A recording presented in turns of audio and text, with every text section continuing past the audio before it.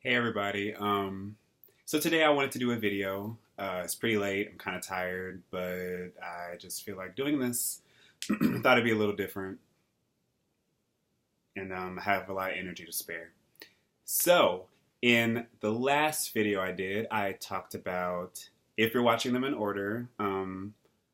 Really, I feel like if you really want to learn astrology, I suggest you watch all the videos. But of course, people are naturally just going to go to their sign.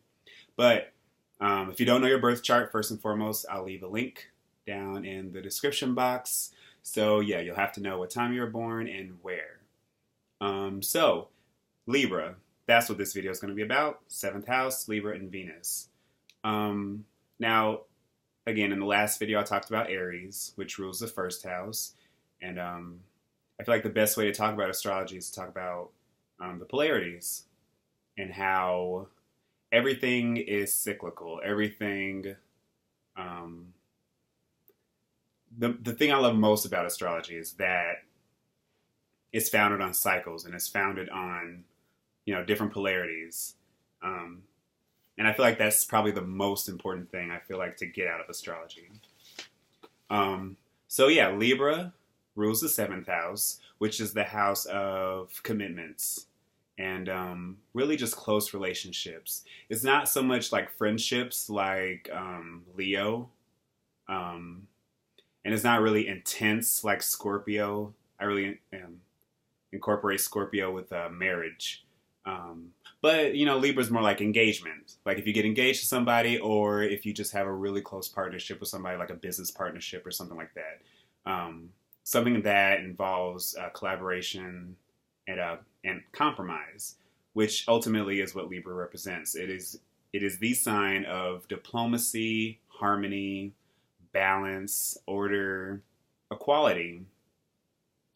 On a personal level, on a very interpersonal level, Libra is an air sign. I feel like I neglected to mention so much stuff in my Aries video, but it's fine. I'll probably redo these anyway. But yeah, Libra is an air sign, cardinal air, which means it being a cardinal signature is that it's a very goal-oriented sign. And of course, it being an air sign is all about communication and understanding. So unlike Gemini, which focuses more on the trivial, fact-based sort of thing, like I think of Gemini as being the dictionary. I think of Aquarius, the other air sign being like the encyclopedia. Libra is like the phone book. Libra, if people don't use phone books anymore, but I don't know what else to compare it to. But it's like interpersonal, really learning about the world through interpersonal relationships, and that's essentially what the seventh house is. And whatever planets are there, or whatever signs there, is how you're going to express that. I'll use myself as an example for seventh house. I have Sagittarius in my seventh house. So I feel like everybody has a story to tell. And I really want to learn about that story. And I want to learn as much about you as I can. Anything new, anything fresh, anything exciting. Because I want to learn. I just want to learn about it, I guess. So yeah, and the seventh house also shows how we enter into commitments and how people see us in commitments. So let's say you have Pisces in your seventh house.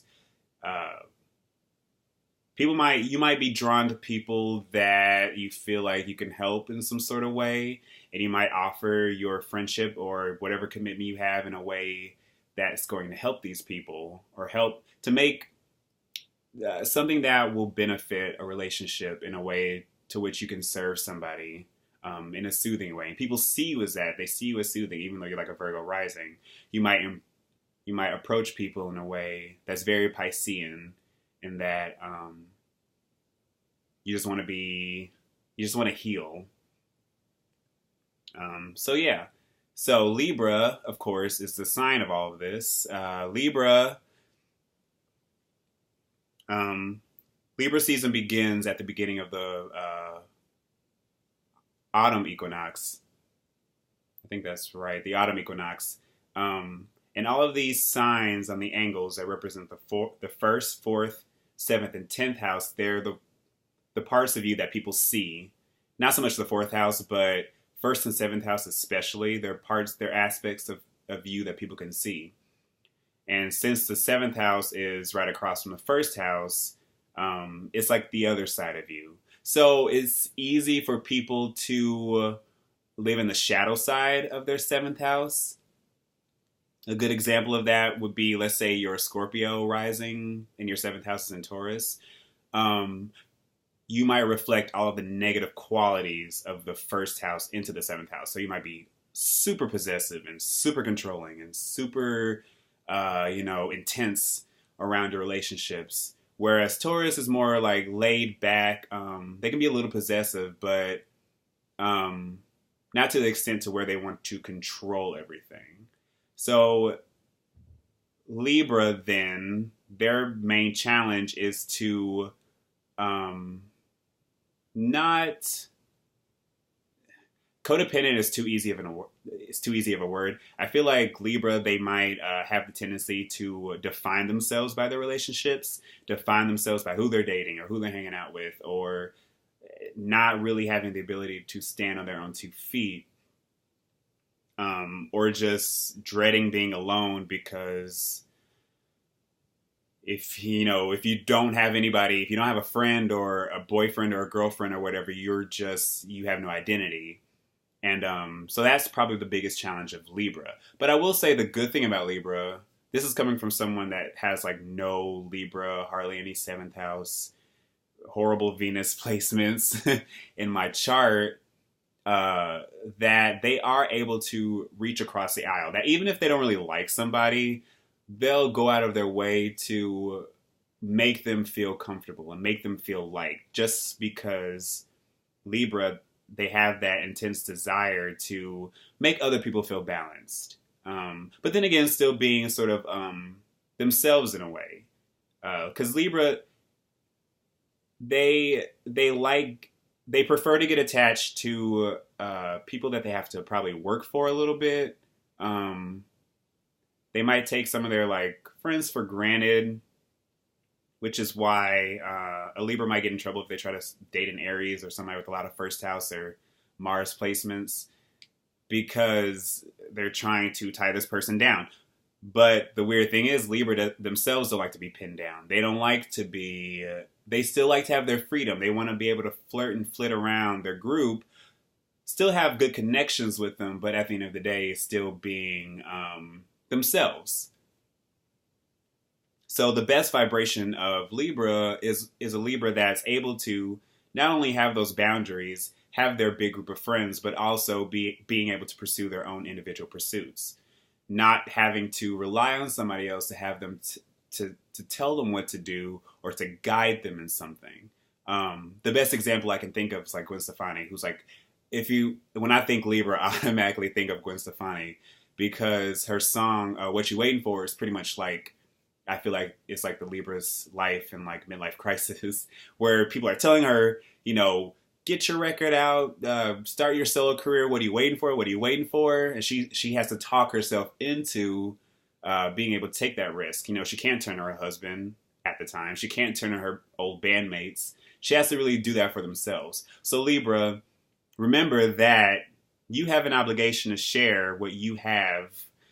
Your gifts, your charm, your personality, your love, your ability to see everything in balanced, even terms. And you can spread that with the world, because Libra is ruled by Venus, which is the planet of harmony. It's the planet of diplomacy. It's the planet of... I also like to think of it as like the planet of friendships. Because in order to really forge good relationships, we have to start at least on a friendly level, which is why Libras make really good friends. Even if you don't talk to a Libra for a long time, or, you'll always, you'll pick up right where you left off. I have a really good friend who has like a Libra moon. I didn't talk to him for a while, but then he called me and we literally just started talking again like it was like yesterday. Like I just saw him yesterday. So Libras are good at that. It's hard to really, I don't know. If you're a Libra and you've held grudges, let me know. We probably have other placements. But I feel like Libra, that's a sign they can't hold grudges because, I mean, unless they've been wronged, a Libra knows when they've been wronged.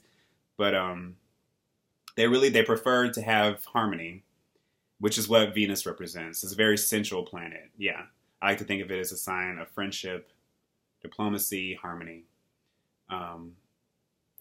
So yeah, and Venus also rules Taurus, which I'll get into when I do Taurus. So, I mean, that's pretty much it. Libra, their best contribution to the world is being able to see, again, like comparing it to the other signs, Gemini, which sees the world really in a logical, sort of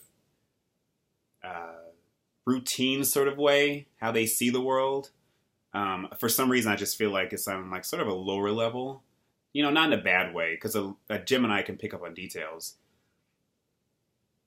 And it's not so top down like Aquarius, which might gloss over some details just to get the bigger picture. Libra, on the other hand, they're able to see the world and how it affects people on a personal level. And I feel like that's probably the best trait in that, Princess Diana was a Libra. If you want to look at, or she had a Libra midheaven. One of the two. But she was able to see, not her, but Libras are able to see the problems of the world on a personal level. They can understand the cost of certain inequalities because they know how to relate to people in that sort of way. They know how to talk to people to really get them to open up about that. And,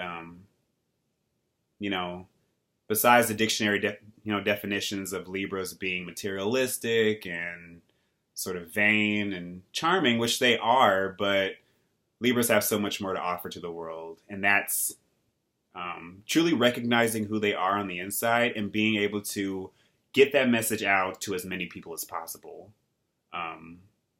Whether it's on a personal level or whether it's on a global level. So yeah, that's Libra. Thank you for watching. I was kind of rambling, but I feel like I had to get that out. It was just, I have so much energy and I have to go to bed. But I'm not really tired. Gemini rising. So yeah, thanks for watching.